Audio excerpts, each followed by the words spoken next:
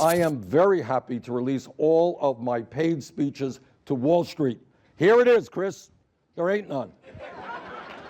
I don't do that. I'm back on the floor to talk about a dangerous provision that was slipped into a must-pass spending bill at the last minute solely to benefit Wall Street. Those are the two 2020 Democrats polling in the top 10, the only two who will actually aggressively take on Wall Street greed. Don't believe me? Well, don't take it from me. Take it from the head of Avenue Capital Group and Milwaukee Bucks co-owner Mark Lasry, who was a major fundraiser for Hillary Clinton in 2016, who says he has already met with 10 Democratic presidential candidates behind the scenes. In the past, there was no candidate who didn't come to New York, Chicago, LA for money, says Lasry. Today, there are two candidates who aren't doing that: Elizabeth Warren and Bernie Sanders. The article goes on to add, importantly, few bankers would want to promote those senators anyhow. This month, Vermont Sanders proposed capping credit card interest rates, calling banks modern-day loan sharks. Warren from Massachusetts has pitched a tax on family assets above $50 million to wipe out student debt. She wants to jail executives whose company's negligence causes harm, citing bank bosses and the financial crisis. Which begs the question, who do these bankers want to promote? Well, it's who you'd expect. In February, Pete Buttigieg stepped into the Manhattan office of Wall Street veteran Charles Myers to talk politics over deli sandwiches. Former Goldman Sachs Group Incorporated partner Bruce Hayman raised more than $100,000 for Amy Klobuchar at his home in Chicago. He's planning an event for Joe Biden this fall. Citigroup Incorporated managing director Jan Koot-Anlam hosted a fundraiser in March for Kamala Harris at his Fifth Avenue apartment, where she shook the paw of the banker's labradoodle. Adorable.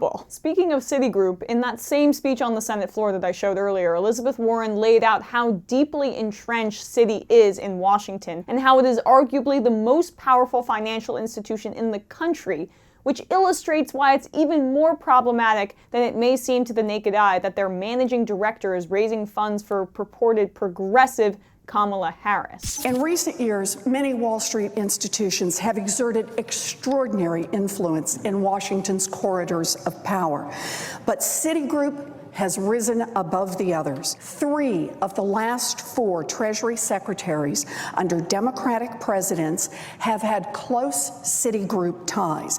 The 4th was offered the CEO position at Citigroup, but turned it down. During the financial crisis, when all the support through TARP and from the FDIC and the Fed is added up, Citi received nearly $500 billion in bailouts.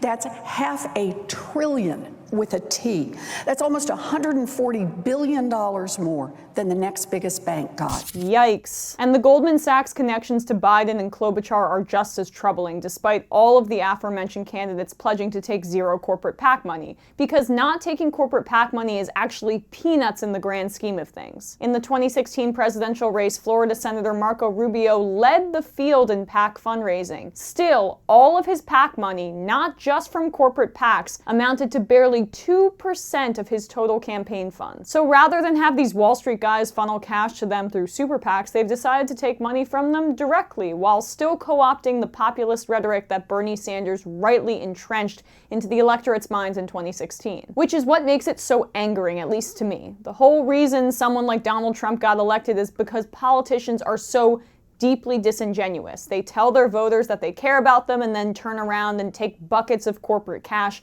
and further their interests while in office, and their voters' lives don't change. And so they voted for someone like Donald Trump, who vowed to destroy a system that gave voters no options. So instead of being that option, instead of being that uncorrupted option that voters so crave, these Democrats have decided to merely co-opt that language of not being corrupted while playing the same old game. And thus, they will only further the very disingenuous nature of our political system that gave rise to a figure like Donald Trump in the first place, all for their own self-interest. It's really, really gross, and we must fight back against it as progressives.